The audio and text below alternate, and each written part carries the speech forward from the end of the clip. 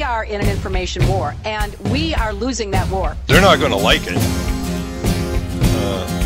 but I don't like having my right of property threatened either. Well, I mean, it's their right of property too, and it's their family's right of property, and it's their brothers, and it's their mothers, and it's their, like, all these people that are working for them, going along to get along because, oh, I'm just doing my job. Well, we're just doing our job, and we're protecting your right of property, even though you guys sold out. I love that. And are traitors. I love that.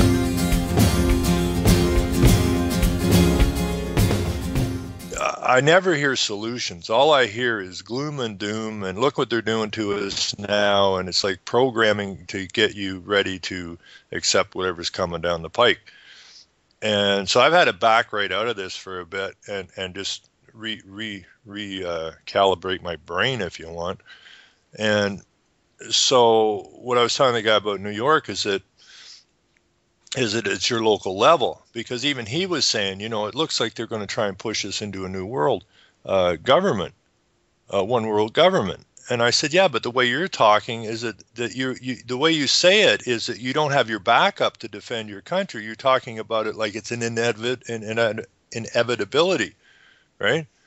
And there's nothing you can do about it. Mm-hmm. So we got talking about the local level and that, and about Agenda 21 and stuff. And he says, you know, I said, it's global to local. The local municipalities are the ones that are implementing the world government and the ruination of your country and the loss of your sovereignty. So that's where it's coming from, and that's the only place it can be corrected from. Mm-hmm. So he got kind of excited about it. You know, he says, I usually give people 45 seconds, and I make a decision if I got anybody I can work with or not.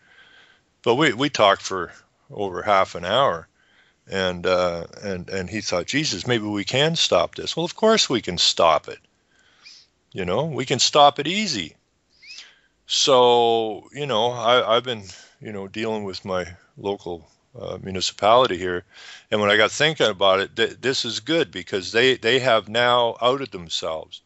Mm-hmm. I've been waiting for a long time for them to do something that would you know, show up as an Achilles heel. And what they've done now is when they came out and said that they're going to push rapidly forward with sustainable development based on the Groh-Brundtland report, they've opened the door, because what they've said to the public doesn't know, because the public doesn't read anything or understand what they're reading or pay any attention to it. But the Groh-Brundtland report is the predecessor to Agenda 21, and the Groh-Brundtland report was basically, you know, the framework and everything that's in it was guided by Morris Strong and Rockefeller and this Jim McLean guy, or McNeil guy from Canada. Yeah. So she may have been the chairperson for the report, but she is not the main input of the report. So, you know, I've talked to the clerk at the municipality, and we went through all this, and you know, then I said, this is what you people are pushing. Have you ever read the report? No. And I says, I know the mayor hasn't read the report. I talked to another councillor who's never read the report. So if nobody's read the report, how is it you feel confident to move rapidly forward? Is this something you've never read? So, you know, now that they've openly said they're pushing forward with sustainable development based on Groh-Brundtland report, our common future, and part of our common future is the abolition of private property rights, then you are threatening me and everybody else in this municipality. Okay, and that makes you in breach of trust and treasonous. Mm-hmm. And the clerk says to me, well, that's your opinion. I says, no, dear, I don't deal in opinion. Okay, I deal in fact. I deal in what I read from their documents, of which you are pushing. Okay, so, you know, I tried to get a delegation for the next council meeting, and I was sick, and I thought I had to have my request in by Friday noon, so I called them Thursday at 3. And they're explaining to me that I'm too late and I can't do it. So they offered me 3 minutes. And I said, I'm supposed to discuss 35 years of research with you people in 3 minutes? That ain't going to work. Yeah. And I did request from them, the council, the administration, to set a meeting up between me, them, and the council so we could sit quietly around a table privately and discuss this. And that was denied. So, you know, we'll just hammer away at it here. And but the fact of the matter is that if you are a property owner, and I don't care if you live in my municipality or you live in Yellowknife or you live in Arkansas, or Detroit or anywhere else, these people are they're working to abolish your right of property. Yeah. Yeah. Well, and I mean, what happens when I talked to the tax lady, it was really strange because I was talking to her, and I could tell by talking to her, she knew exactly what I was talking to her about. And then she said, well, I'm just doing my job. Then I brought up the Nuremberg trials, which set the precedent of you can't hide behind, I was following orders, or I'm just doing my job. You can't do it. If you know something is wrong, it's your duty to stand up. And then she went from I'm just doing my job and looked very sheepishly and looked at me and said, but I really need my job. Well, you know, if you want to take a fairly recent event and call it World War II in Germany, that is the excuse the people used and tried to lay the blame on Hitler. And hey, if she keeps on just doing her job, why you know, I would have wondered, why does she need her job? For money? What does she need the money for? To pay her bills on the house that she owns. Well, guess what? If she keeps doing her job, none of us are going to own houses. Exactly. But they have this false hope somehow that what they know isn't going to take place. Yeah. And so they just keep their eyes to the ground and keep moving and shut up. Well, so it was really weird because when I talked to her, you know, I said I'd like to move out west again, but I've been here working on this for so long.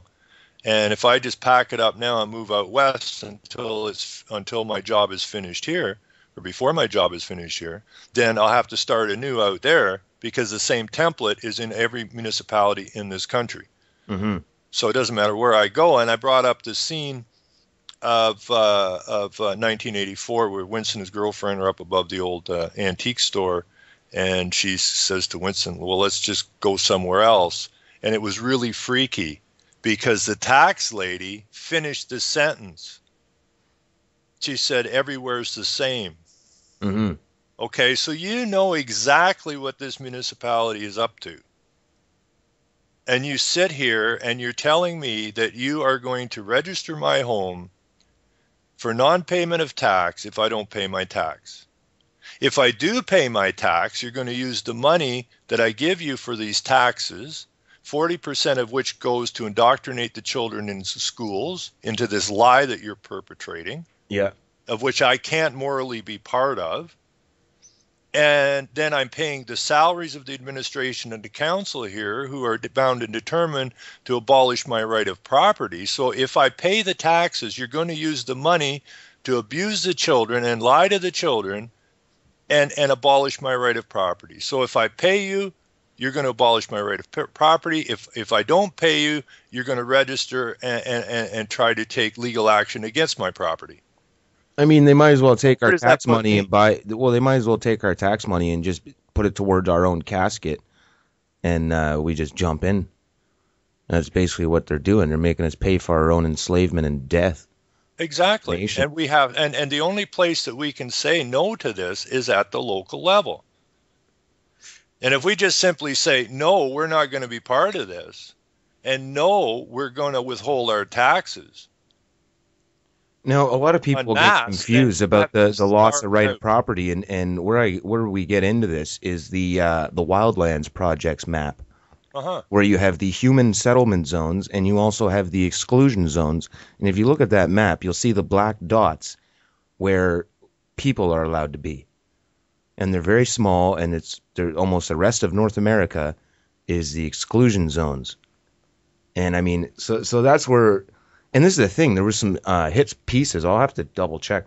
But apparently some of these environmentalists in some of these environmental groups are starting to wake up to this UN Agenda 21 and are starting to raise heck, going, hey, wait a second. This isn't what we thought it was supposed to be. Because you got to think, a lot of these people that join these environmental groups, they don't know what they're getting into. They have no idea. Right. They have no idea. I joined WWF because we're going to save the polar bear and the panda. Yeah. That's why I joined, and I give them money. They have no clue what's going on. Well, and you know, in the past, when you try to explain it to them, they say, well, that can't be right. Yeah. But then you say, okay, who started WWF? A bunch of eugenicists. Mm-hmm. Okay? So it's been dirty since the get-go, but the media and that has spoon-fed you these lies. And people, I mean, who doesn't want a nice environment? Exactly. Right? I mean, this is like this Keystone Oil pipeline and all this debacle, because I can understand if somebody has this thing slated right in their neighborhood that they don't want one going right through their backyard. I can understand that. But they play, so say you're like, well, I don't want this thing through my neighborhood. So you go figure out, well, how do we stop it? Well, I got to go join up with the Sierra Club. Right. And go hang out with these nonsense idiots from the UN. Right. And guess what? Guess what? Okay, so say you win. You go help the Sierra Club and you back off this whole pipeline. Well, Sierra Club's UN Agenda 21. They're into the wildlands projects. And guess what? You won't have a backyard for any oil pipeline or anything to go through, or your kids to run through, because you won't own any property. If they, well, yeah, see, the whole idea that both sides are the same side, like the ethical oil side that wants the pipeline, the Rockefellers, all the big oil guys that own all these companies that want the pipeline also run the UN and the sustainable nonsense. So they're running both sides of that opposition as well. You got to control both sides, and they do.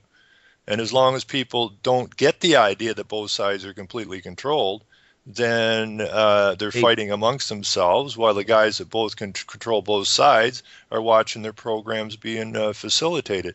Did you hear about the $26 million that was given from the natural gas companies to the Sierra Club recently to attack the coal industry?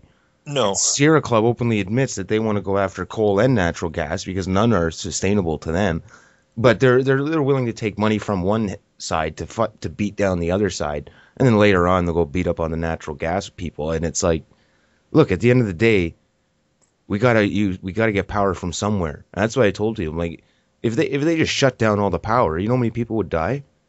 Yeah, but that's the plan, isn't it? Mm-hmm. I mean, I mentioned this to you once before. The estimates for coal, and they tell us we can't use fossil fuels because they're finite.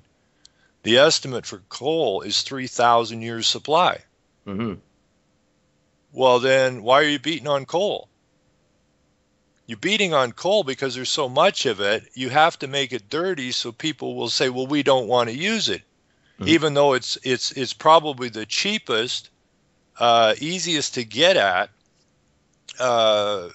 fuel that we have on the planet. Mm-hmm. And apparently it's 3,000 years is a pretty good run. Yeah.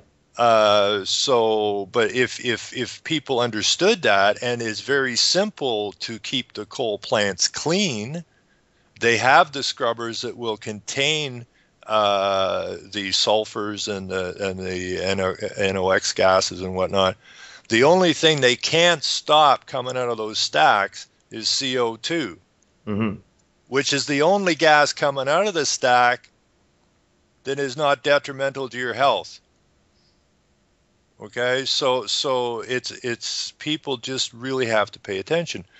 But back to this common future abolition of property rights for a bit. Yeah. The idea is, we've mentioned this before, for people who maybe don't understand, this is part of the wildlands, is that they have drawn soft walls or invisible lines around your communities of which you will not build outside of. They're going to infill. And the plan is this common is the game. And where everybody would love to have their own home with their own piece of grass where they could sit and put a pool in it or barbecue or have the family over, whatever. Oh, you mean the American dream? Well, it shouldn't be a dream. No, it Okay, should be our countries, America and Canada, are rich enough that there is no excuse for every family not to own a piece of property. Okay, but they've drawn this line around. They're going to infill. And over the coming years, the idea is to abolish the right of private property, which, if you look at the way they talk and use the word green space, is the removal of your private green space, and instead it will be changed to a common common space. Community space. Yeah, yeah. Okay, so now when you want to go and have a barbecue or that, and you're living in a high density place, they will offer you up a green space in your neighborhood, of which you'll all go and meet and have your barbecue, or that will be your green space. Well, who cleans up after the barbecue? Who maintains this space? I mean, you know, we do have common spaces. That's where all the volunteerism comes in, right? Well, I mean, that's like we already have that to a small degree. I mean, even you got parks and stuff like this. All the property that's public property in the city is the worst maintained, and it costs the most to maintain because you got to pay city workers to do it because nobody owns it, so nobody cares. And that's always been the problem with public property. I'm not saying we shouldn't have any public property. We should. I'm not for privatizing everything, but I'm just saying. No, there has to be public parks, but what they're trying to do is remove your private green space from you. My point is you know, like renters, they typically they're not as inclined to go cut their grass every week and to make sure the house is looking good if they're renting a house. They don't have anything invested in it. Exactly. If they don't want to paint the place because they're like, well, I don't want to improve it because I don't own it. And you brought up a good point, because once you draw this line around and you can't build outside and you have to infill, okay, obviously the density levels are going to continue to increase. Mm-hmm. And more of this property will not be owned because the idea is to abolish private property. So as the percentage of property or buildings that people live in are not owned by the people, then what are you in fact building? You're building a massive slum. Mm-hmm. Because that's what you're going to end up with. The worst part here, you're in the city and I'm out in the countryside here. I'm a small town, but this whole infill thing, people say, well, you know, we got some space here in town yet, and you know, how many people are going to want to live in apartments and stuff and whatnot. So, you know, it won't be bad. But what they don't understand is that there's another plan out there called the repopulation of rural Ontario, okay, which says that they're going to start bringing all the immigrants in that would normally go to Toronto or Montreal or Vancouver or whatever, and they're going to start moving them up into these small communities. So you're going to have an influx of people, which is going to require more housing, which is going to force you to either sell out or you know, through high hydro rates and high taxes and that, you won't be able to afford to live in your home anyways, which is part of the plan. So yeah, what they're doing is the plan is to build multicultural slums. Mm-hmm. And that if you understand Agenda 21 and you understand the Wildlands Project, you'll understand fully that this is what their plan is. And where we can stop it is at the local level, because this is treason. It is a breach of trust. These municipalities are covertly undermining our sovereignty and our right of our property. Now, when I'm talking about property here, I'm mainly talking about real estate. But if you look at how badly your right of property has already been undermined, and that is your physical person property, which is the ultimate private property. You know, when I'm driving down the road with my brother-in-law and he's quit smoking, I asked him if I can have a smoke. I'll roll the window down. He goes, yeah. His wife smokes. There's butts in the ashtray. So we're driving down the road in his van, and then he tells me, he says, oh, but if you see a cruiser coming up behind us, dump your cigarette in the ashtray. I'm going, why? Well, I'll get a ticket. I'm going, for what? Well, this is a commercial vehicle. I said, it's your vehicle. You own it. Yeah, but I'm not allowed to. You can't smoke in a commercial vehicle. Well, they consider all. Okay, but that there is the removal of your private property rights. Okay, you take Michael Schmidt, the milk farmer. But what is he fighting for? He is fighting for your personal property rights. When the government says you cannot consume raw milk, then they're telling you that they are overriding your private property, which is your person. You and only you make the decision what goes into your body. Yeah. Okay, so when I say private property, most people think about real estate, which is very important. But the state is slowly, incrementally removing the right of your ultimate property, which is your person. Now, you have schools now that the children aren't allowed to attend unless they had vaccinations. That's a remove of right of property. Mm-hmm. Now some families said, fine, I'm not going to take the vaccine. I'm not giving the vaccine to my kids. They're not allowed to go to school, so they're homeschooling. Okay, that is a solution to protect your private property. But I saw a feed go by the other day from Australia. Now, people have been taking their kids out of the school. So what's the state going to do? What the state's doing now is they're threatening the families that if you do not have your children vaccinated, we will stop any or remove any tax credits attached to the child or the school or whatever. So we are going to harm you monetarily if you don't succumb to what we want. Mm-hmm. So, and it's all so simple to stop. Instead of us keep backing up, we just simply have to understand what this is and call up our mayor and our administrators and our council members and say, that's it, we're calling you out, okay? This is breach of trust because you are trying to implement this without giving full disclosure of what you're up to. You're feeding us all this pablum language and that and all this feel-good stuff. But you're not telling us what the real game is. And you know what it is. That's a breach of trust. And you cannot implement Agenda 21/sustainable development without destroying the sovereignty of the country because it requires the destruction of the nation state to put this in globally. And that's treason.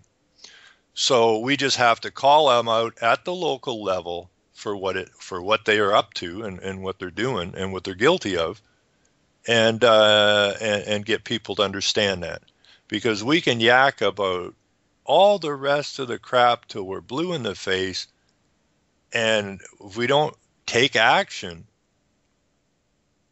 what will happen is that we'll end up blaming our local governments, our provincial governments, and our federal government for implementing this upon us. So it's their fault. It's not their fault. I mean, they're treasonous dogs.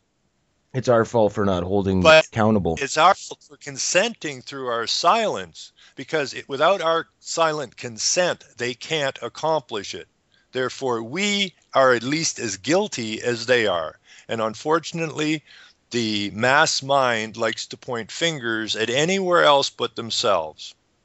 John, the reason I called you today, besides to say I had to back out of this, I've been watching what you're up to. You're doing a fantastic job.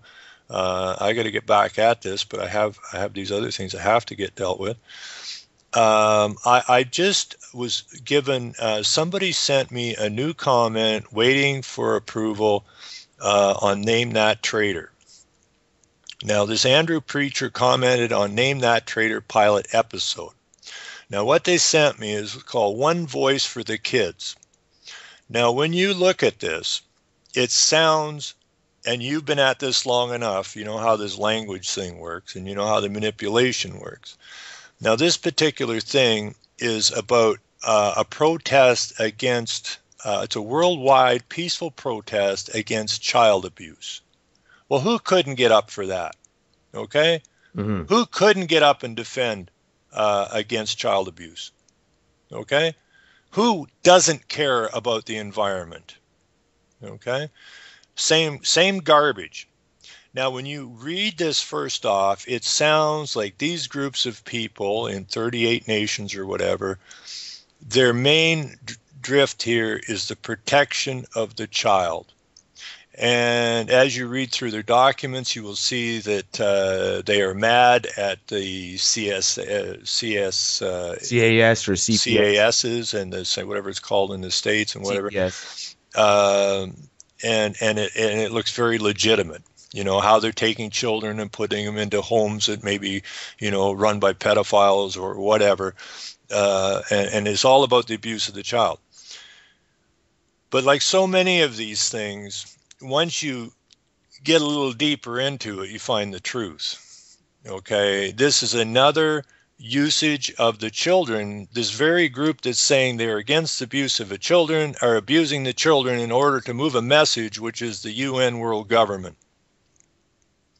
And that is really pathetic. Well, the UN's always used the children. Look at UNICEF. I know, but this is like the same thing as you know, the banking system. You know, our governments aren't doing right with the banking system protest, right? Well, hey, I got here I'm over at Comer.org because I was Press for Truth sent me the link a couple times on their videos, so I went over and I'm out at the Comer.org bookstore, and I got here the United Nations Policy for Financing Alternatives: Innovative Proposals by Visionary Leaders.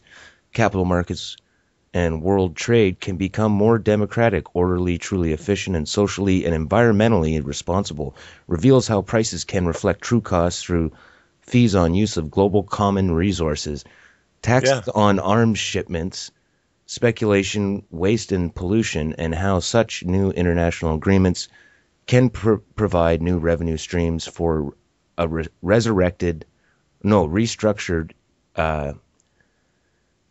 United Nations and finance, equitable, sustainable human development. I know. Keith, and I'm going to send this one voice. You know, you can get this, Ron, over at the Comer.org bookstore for $10. It's a pretty good deal. I wonder if Dan Dix at Press for Truth has read that. No. You know, when we've never heard, this is supposedly the solution, you know, this Comer guys, and all I see is globalist propaganda all over it. I mean, this book was, one of the contributors was Maurice Strong. You know, David Rockefeller's minion. Exactly. So, the policy it's the same academics and NGOs. Strong is all over Our Common Future, the Brundtland Report. So all I got to say to Press for Truth and all the other truthers out there, I mean, it's been almost, 2 months now since this has passed, and I'm like, WTF, hasn't anyone else checked it out? They're pushing this as a solution. And, no, they don't. And when you question them, they will not answer you back. Yeah, so I don't know. I've sent information to many truther groups, and asking for their thoughts on it, or if they've looked at it, and you get no response. Well, if you send something that is that important to a group that calls themselves part of a truth movement, and they either don't read it, don't respond to it, then you got a problem on your hands. Anyway, these two links I sent you to. The first one is the link of this email or this comment, which I didn't approve on. One voice for the kids. Now, if you look at their logo, it is Worldwide Peaceful Protest. You have a globe, which is all the land is green. You have one eye in the middle of the globe, which is a green eye, which is shedding a green tear. Now that should set you off right away. Okay, but as you read this, there's nothing here to do with the UN. Cyberbullying. It reads pretty good. Now, once you wander around in here a bit, I ended up at Against Child Abuse Network, which is the second link I sent you. Now, the first link, I see no mention of the United Nations whatsoever. We get into here. The first thing is the Universal Declaration of Human Rights. Okay. This is all about United Nations. It is all about government tyranny. And it's all handing you to the United Nations, who are going to save you from government tyranny and child which abuse. Is the ultimate tyranny. Yeah. Now, for all the truthers that are involved in the Occupy movements and that, which I see are still going on, You have to understand the words they use, okay? And all the Occupy has general assemblies, right? Now, therefore, the General Assembly proclaims this universal declaration of human rights as a common standard of achievement for all peoples, all nations, to the end that every individual and every organ of society, keeping this declaration constantly in mind, shall strive by teaching and education to promote respect of these rights and freedoms, and by progressive measures, national and international, secure their universal and effective recognition and observance, both among the members of the member states themselves and among the peoples of the territories under their jurisdiction. This sounds exactly like Occupy, because Occupy came from the United Nations as an opposition group against what was set up, which was through the United Nations, which was a bad financial system, to get you to protest that very same thing and bring you to them who in fact created it in the first place. And that's, like John was saying, is that they control all sides of this at all times. And you can't think you're a truther and just follow this nonsense blindly. You know, and it's the same thing as I just went over here with this Save the Children.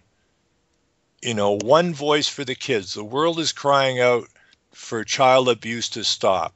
Well, nobody in their right mind wants any child anywhere on the planet to suffer abuse. So they got you. Just like WWF and Sierra Club. Who the hell wants a polar bear to suffer? Not me. So they feed you this garbage, but there's covertly underneath is the real story. Well, there are a bunch of Nazis dressed up in some kind of clothing, and they bring out a picture of some guy beating a seal with a club, and they say, "Donate to our cause. We're going to save the seals." Mm-hmm. Meanwhile, they're building your. They always go to the softness of your heart, the empathy that they're teaching in the schools now. Okay. And they always give you scenarios which nobody in their right mind could possibly be against. And that's where they get you. We are in an information war, and we are losing that war. I'll be very blunt in my assessment. We are losing that war. We are losing that war. I'll be very blunt in my assessment. We are losing that war.